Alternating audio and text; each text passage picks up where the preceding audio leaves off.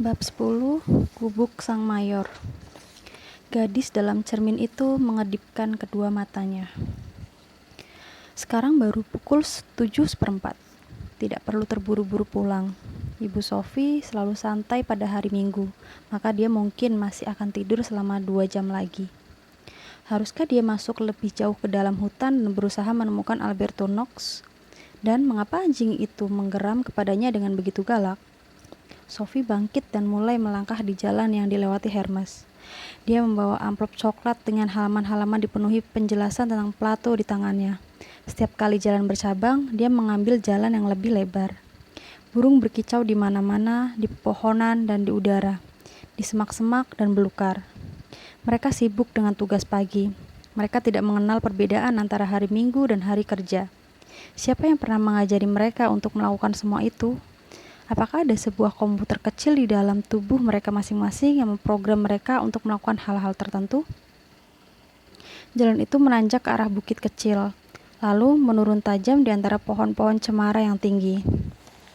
Hutan begitu lebat sehingga dia hanya dapat melihat sejarak berapa meter di sela pepohonan. Tiba-tiba dia melihat sesuatu yang berkilau di antara batang-batang pohon cemara. Itu pasti sebuah danau kecil. Jalan itu memutar ke arah danau, tapi Sophie menerobos di antara pepohonan. Tanpa benar-benar mengetahui apa sebabnya, dia membiarkan kakinya menuntunnya. Danau itu tidak lebih besar daripada lapangan sepak bola. Di seberang, dia dapat melihat sebuah gubuk bercat merah di atas tanah terbuka yang dikelilingi oleh pohon-pohon birkin perak. Gumpalan asap tipis naik dari cerobong asap. Sophie turun ke tepi air. Air itu sangat berlumpur di banyak tempat. Tapi kemudian dia melihat sebuah perahu dayung. Perahu itu sudah agak ke tengah air.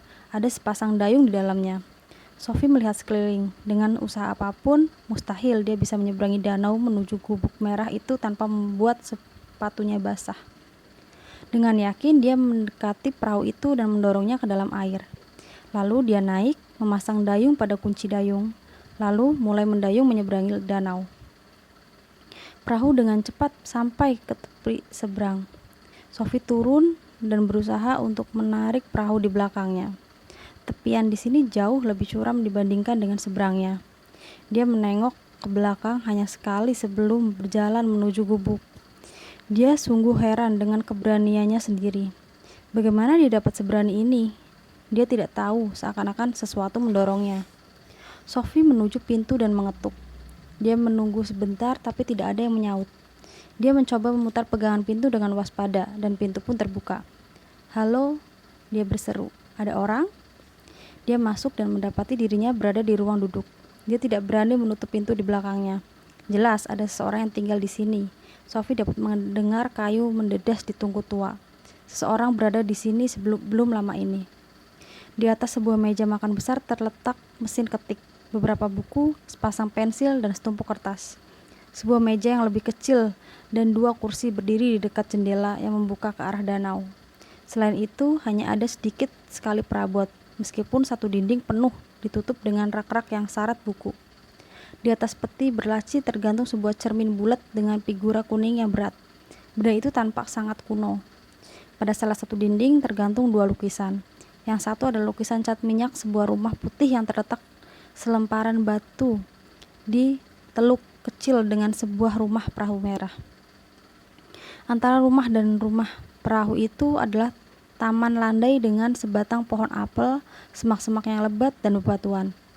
Pohon-pohon birkin yang berjajar rapat memagari taman bagaikan kalungan bunga. Judul lukisan itu adalah Chair Kelly. Di samping tulisan itu tergantung potret tua seorang pria yang duduk di kursi dekat jendela. Sebuah buku terletak di pangkuannya. Dalam gambar ini juga tampak sebuah teluk kecil dengan pepohonan dan bebatuan di latar belakang.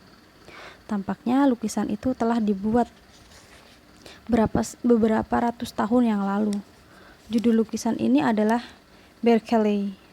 Penulisnya Smyborg. Berkeley atau Here Kelly. Betapa anehnya. Sophie meneruskan penyelidikannya. Sebuah pintu menghubungkan ruang duduk dan dapur kecil. Seorang baru saja bekerja di situ. Piring-piring dan gelas-gelas ditumpuk di atas serbet. Sebagian masih tertempel air sabun. Ada sebuah mangkuk kaleng dengan sisa-sisa makanan di dalamnya. Siapapun yang tinggal di sini pasti mempunyai binatang piaraan, seekor anjing atau kucing. Sophie kembali ke ruang duduk. Sebuah pintu lain mengarah ke kamar tidur kecil. Di atas lantai, di samping tempat tidur ada sebuah selimut dalam gulungan tebal. Sophie menemukan beberapa helai rambut emas pada selimut. Inilah buktinya. Kini Sophie tahu bahwa penghuni gubuk ini adalah Alberto Knox dan Hermes. Kembali ke ruang duduk, Sophie berdiri di depan cermin. Kaca itu suram dan tergores-gores dan gambarnya di situ pun menjadi kabur. Sophie mulai mengamati bayangan cermin dirinya sendiri seperti yang dilakukannya di rumah di dalam kamar mandi. Gambar di mukanya melakukan hal yang sama yang tentu saja wajar, tapi tiba-tiba sesuatu yang menakutkan terjadi. Hanya sekali, dalam waktu sekejap, Sophie melihat dengan jelas sekali bahwa gadis dalam cermin itu mengedipkan kedua matanya. Sophie mulai ketakutan. Jika dia sendiri yang berkedip, bagaimana dia dapat melihat gadis yang lain itu berkedip? Dan tidak hanya itu, tampaknya seakan-akan gadis lain itu berkedip pada Sophie untuk mengatakan, "Aku dapat melihatmu, Sophie. Aku di sini, di sebelah sini." Sophie merasa jantungnya berdegup kencang dan pada saat yang sama dia mendengar seekor anjing menyalak di kejauhan. Hermes. Dia harus segera keluar dari sini. Lalu dia melihat sebuah dompet hijau di atas peti laci di bawah cermin. Di situ tersimpan selembar uang 100 crown, selembar 50-an, dan sebuah kartu pengenal sekolah. Pada kartu itu tertempel sebuah foto seorang gadis dengan rambut indah. Di bawah foto tertulis nama gadis itu Hilde Morknecht. Sophie gemetar. Lagi-lagi dia mendengar anjing menyalak. Dia harus keluar secepatnya. Ketika bergegas melewati meja, dia melihat sebuah amplop putih di antara buku-buku dan tumpukan kertas. Di situ tertulis sebuah kata, Sophie. Sebelum sempat menyadari apa yang sedang dilakukannya, dia mengambil amplop itu dan menyimpannya ke dalam amplop coklat besar yang berisi pelajaran tentang Plato. Lalu dia lari keluar pintu dan membantingnya di belakangnya. Salakan anjing itu semakin dekat, tapi perahu itu tidak ada lagi. Setelah 1-2 detik dia melihatnya, perahu itu terseret ke tengah danau. Salah satu dayungnya mengambang di sampingnya. Semua itu karena dia tadi tidak mendorongnya benar-benar ke daratan. Dia mendengar anjing itu menyalak di dekatnya sekarang dan melihat gerakan-gerakan di antara pepohonan di seberang danau. Sophie tidak ragu-ragu lagi. Dengan amplop besar di tangannya, dia melompat ke dalam semak-semak di belakang gubuk. Tak lama kemudian, dia mengarungi tanah rawa. Beberapa kali dia terperosok hingga di atas mata kakinya. Tapi dia harus terus berjalan. Dia harus sampai di rumah. Kini, dia tiba di sebuah jalan. Apakah ini jalan yang diambilnya tadi? Dia berhenti untuk memeras gaunnya dan kemudian dia mulai menangis. Bagaimana dia bisa begitu bodoh? Yang paling dia sesali adalah perahu itu. Dia tidak dapat melupakan pemandangan perahu dayung itu dengan sebuah dayungnya terseret tanpa daya ke tengah danau. Semua itu sungguh memalukan. Sungguh. Guru filsafat itu mungkin telah sampai di danau sekarang. Dia akan membutuhkan perahu untuk tiba di rumah. Sophie nyaris merasa dirinya bagaikan seorang penjahat, tapi dia tidak melakukan hal itu dengan sengaja. Amplop itu barangkali lebih buruk lagi. Mengapa dia mengambilnya? Sebab namanya tertera di situ, tentu saja, maka bisa dikatakan bahwa itu miliknya. Tapi meskipun begitu, dia merasa dirinya seperti seorang pencuri. Lagi pula, dia justru memberikan bukti bahwa dialah yang tadi datang ke sana. Sophie menarik keluar sebuah catatan dari amplop, bunyinya, mana yang lebih dulu, ayam atau ayam? Ide. Apakah kita dilahirkan dengan ide-ide bawaan? Apakah perbedaan antara tanaman, binatang, dan manusia? Mengapa hujan turun? Apa yang dibutuhkan untuk menjalani kehidupan yang baik? Sophie tidak mungkin dapat memikirkan pertanyaan-pertanyaan ini sekarang. Namun, dia mengira bahwa semua itu ada kaitannya dengan filosof berikutnya. Kalau tak salah namanya Aristoteles. Ketika akhirnya melihat pagar tanaman setelah lama berlari melintas hutan, dia merasa seperti sedang berenang ke pantai setelah kapalnya tenggelam. Pagar tanaman itu tampak lucu dari sebelah sini. Dia tidak melihat arloji sampai dia tiba merangkak ke dalam sarang. Kini jam 10:30. Dia meletakkan amplop ke dalam kaleng biskuit bersama kertas-kertas lain dan mengepit catatan dengan pertanyaan-pertanyaan baru itu di pahanya. Ibunya sedang menelpon ketika dia masuk. Ketika melihat Sophie, dia segera meletakkan telepon. "Dari mana saja kamu?" "Aku berjalan-jalan di hutan," jawabnya tergagap. Kelihatannya begitu. Sophie berdiri diam, mengamati air menetes-netes dari gaunnya. "Aku menelpon Yohana." "Yohana?" Ibunya membawakannya beberapa pakaian kering. Sophie hanya berusaha untuk menyembunyikan catatan itu dari sang filsuf. Lalu mereka duduk bersama di dapur dan ibunya membuatkan coklat panas. "Apakah kamu bersama pria itu?" "Pria itu?" Sophie hanya dapat memikirkan guru filsafatnya dengan dia. "Iya, dia kelincimu." Sophie menggelengkan kepalanya. "Apa yang kalian kerjakan ketika kalian bersama-sama, Sophie? Mengapa kamu basah kuyup begitu?" Sophie duduk menatap meja dengan muram. Namun jauh di dalam hati dia tertawa. Kasihan ibu. Kini dia harus memusingkan hal itu. Dia menggelengkan kepalanya lagi. Lalu lebih banyak lagi pertanyaan yang menghujaninya. "Sekarang aku ingin tahu yang sebenarnya. Apakah kamu keluar semalaman? Mengapa kamu pergi tidur dengan pakaian yang lengkap? Apakah kamu menyelinap keluar begitu aku tidur? Kamu baru 14 tahun, Sophie. Aku harus tahu siapa yang kamu temui." Sophie mulai menangis, lalu dia berbicara. Dia masih ketakutan dan jika seseorang ketakutan, dia bisanya berbicara.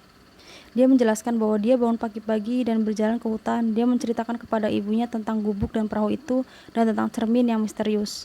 Namun dia tidak menyebut-nyebut perihal pelajaran melalui surat-surat rahasia. Dia juga tidak menceritakan dompet hijau. Dia tidak benar-benar mengerti mengapa, tapi dia harus menyimpan sendiri cerita tentang Hilde. Ibu melingkarkan tangannya memeluk Sophie dan Sophie tahu bahwa ibunya mempercayainya sekarang. "Aku tidak mempunyai pacar," Sophie terisak. "Aku hanya mengucapkan sebab itu ibu meributkan masalah kelinci putih. Dan kamu benar-benar pergi sampai ke gubuk sang mayor," kata ibunya dengan penuh pikiran. "Gubuk sang mayor?" Sophie menatap ibunya. "Gubuk kayu kecil itu dinamakan Gubuk Sang Mayor sebab beberapa tahun lalu seorang mayor angkatan bersenjata tinggal di sana beberapa lama. Dia agak eksentrik, sedikit sinting kukira, tapi sudahlah, sejak itu gubuk itu tidak ditinggali lagi." "Tapi bukan begitu. Ada seorang filosof tinggal di sana sekarang." "Oh, berhentilah, jangan berfantasi lagi." Sophie masuk ke kamarnya, memikirkan apa yang telah terjadi. Kepalanya terasa seperti sirkus yang riuh, rendah dengan gajah-gajah yang berjalan lamban, badut-badut tolol, para pemain terapis yang pemberani, dan monyet-monyet terlatih. Tapi satu ingatan terus-menerus merasukinya. Sebuah perahu dayung kecil dengan satu dayungnya di danau jauh di tengah hutan. Dan seorang yang membutuhkan perahu itu untuk pulang ke rumahnya. Dia merasa yakin bahwa guru filsafat itu tidak bermaksud mencelakainya dan pasti akan memaafkannya seandainya dia tahu Sophie telah datang ke gubuknya. Tapi Sophie telah melanggar persetujuan. Hanya itulah ucapan terima kasih yang diterimanya setelah memberi pendidikan filsafat. Bagaimana Sophie bisa memperbaiki keadaan ini? Sophie mengeluarkan kertas merah jambu dan mulai menuliskan. "Filosof yang baik, akulah yang datang ke gubuk Anda hari Minggu pagi. Aku begitu ingin bertemu dengan Anda dan membicarakan beberapa masalah filsafat. Saat ini aku menjadi penggemar Plato, tapi aku tidak yakin dia benar mengenai ide-ide atau gambar-gambar pola yang ada dalam realitas yang lain itu. Tentu saja mereka ada dalam jiwa kita, tapi kukira setidak-tidaknya untuk saat ini adalah hal yang berbeda. Aku pun harus mengakui bahwa aku tidak sungguh-sungguh yakin tentang keabadian jiwa. Secara pribadi, aku tidak menyimpan ingatan dari kehidupanku sebelumnya. Jika Anda dapat meyakinkanku bahwa jika nenekku yang sudah meninggal kini bahagia di dunia ide, aku akan sangat berterima kasih." Sebenarnya, bukan karena alasan filosofis aku menulis surat ini, yang akan kumasukkan ke dalam sebuah amplop merah jambu dengan segumpal gula. Aku hanya ingin mengatakan penyesalan karena tidak patuh. Aku berusaha untuk menarik perahu itu agar benar-benar sampai ke daratan, tapi ternyata aku tidak cukup kuat. Atau barangkali gelombang besar telah menyeret perahu itu lagi. Aku harap Anda dapat tiba di rumah tanpa harus berbasah-basah. Jika tidak, barangkali Anda akan terhibur kalau mengetahui bahwa aku pun basah kuyup dan mungkin akan masuk angin. Tapi itu memang salahku sendiri. Aku tidak menyentuh apapun di dalam gubuk. Tapi dengan menyesal kukatakan bahwa aku tidak dapat menahan godaan untuk mengambil amplop yang terletak di atas meja. Bukan karena aku ingin mencuri, tapi karena namaku tertulis di sana. Aku mengira bahwa surat itu milikku. Aku benar-benar dan sungguh-sungguh menyesal, dan aku berjanji tidak akan pernah mengecewakan Anda lagi. Aku akan memikirkan semua pertanyaan baru dengan hati-hati sekali mulai sekarang. Apakah cermin dengan figura kuning di atas di peti laci putih itu sebuah cermin biasa atau cermin sihir? Aku menanyakan ini hanya karena aku tidak terbiasa melihat bayanganku sendiri berkedip dengan kedua matanya. Salam dari muridmu yang berminat, Sophie. Sophie membaca seluruh surat itu 2 kali sebelum memasukkannya ke dalam amplop. Dia menganggap surat itu tidak terlalu resmi seperti surat yang dia tulis sebelumnya. Sebelum turun ke dapur untuk mengambil segumpal gula, dia memandang catatan dengan pertanyaan-pertanyaan untuk hari ini. Mana yang ada lebih dulu, ayam atau ayam ide? Pertanyaan itu sama sulitnya dengan teka-teki lama tentang ayam dan telur. Tidak ada ayam tanpa telur, dan tidak ada telur tanpa ayam. Apakah memang sama rumitnya untuk mengetahui apakah ayam atau ayam ide yang lebih dulu? Sophie paham apa yang dimaksudkan Plato. Maksudnya adalah bahwa ayam ide telah ada di dunia. Ide jauh sebelum ayam ada di dunia indera. Menurut Plato, jiwa telah melihat ayam ide sebelum ia tinggal di dalam tubuh. Tapi, bukankah justru di sini Sophie menganggap Plato pasti keliru? Bagaimana seorang yang tidak pernah melihat seekor ayam hidup atau sebuah gambar ayam dapat mempunyai ide tentang seekor ayam? Ini membawanya pada pertanyaan berikutnya. Apakah kita dilahirkan dengan ide-ide bawaan? Sangat mustahil, pikir Sophie. Dia tidak dapat membayangkan seorang bayi yang baru lahir telah dilengkapi dengan ide. Jelas, kita tidak bisa memastikannya. Sebab, kenyataannya bahwa bayi tidak mempunyai bahasa tidak lantas berarti bahwa ia pun tidak mempunyai ide di kepalanya. Tapi tentunya kita harus melihat benda-benda dunia sebelum kita mengetahui sesuatu tentang mereka. Apakah perbedaan antara tanaman, binatang, dan manusia? Sophie dapat dengan cepat mengetahui perbedaan yang jelas. Misalnya, dia beranggapan bahwa tanaman tidak mempunyai kehidupan emosional yang rumit. Siapa yang pernah mendengar tentang bunga lonceng biru yang patah hati? Tanaman tumbuh mengambil makanan dan menghasilkan benih sehingga ia dapat membiarkan diri. Hanya itulah yang dapat dikatakan orang tentang tanaman. Sophie menyimpulkan bahwa segala sesuatu yang berlaku untuk tanaman juga berlaku untuk binatang dan manusia. Tapi binatang mempunyai sifat-sifat lain juga. Mereka dapat bergerak. Misalnya, mana ada bunga mawar ikut lari maraton. Agak lebih sulit untuk mengemukakan perbedaan antara binatang dan manusia. Manusia dapat berpikir, tapi bukankah binatang juga bisa? Sophie yakin bahwa kucingnya Sekan dapat berpikir. Setidak-tidaknya ia bisa sangat perhitungan. Tapi, dapatkah dia merenungkan masalah-masalah filosofis? Dapatkah seekor kucing memikirkan perbedaan antara tanaman, binatang, dan manusia? Mustahil. Seekor kucing mungkin dapat merasa senang atau sedih, tapi pernahkah ia bertanya pada dirinya sendiri, apakah Tuhan itu ada atau apakah ia mempunyai jiwa yang kekal? Sophie beranggapan bahwa hal itu benar-benar meragukan, tapi masalah yang sama timbul di sini dalam kaitan dengan bayi dan ide-ide bawaan. Akan sama sulitnya dengan berbicara kepada seekor kucing mengenai masalah-masalah tersebut sebagaimana membicarakannya dengan seorang bayi. Mengapa hujan turun? Sophie mengangkat bahunya.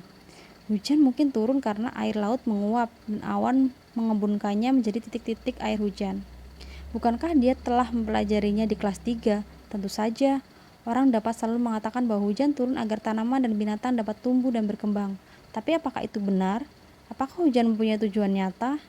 Pertanyaan terakhir jelas berkaitan dengan tujuan apa yang dibutuhkan untuk menjalani kehidupan yang baik. Filosof itu telah menuliskan sesuatu mengenai hal ini di awal pelajaran. Setiap orang membutuhkan makanan, kehangatan, cinta, dan perhatian. Kebutuhan dasar itu merupakan syarat utama bagi kehidupan yang baik bagaimanapun.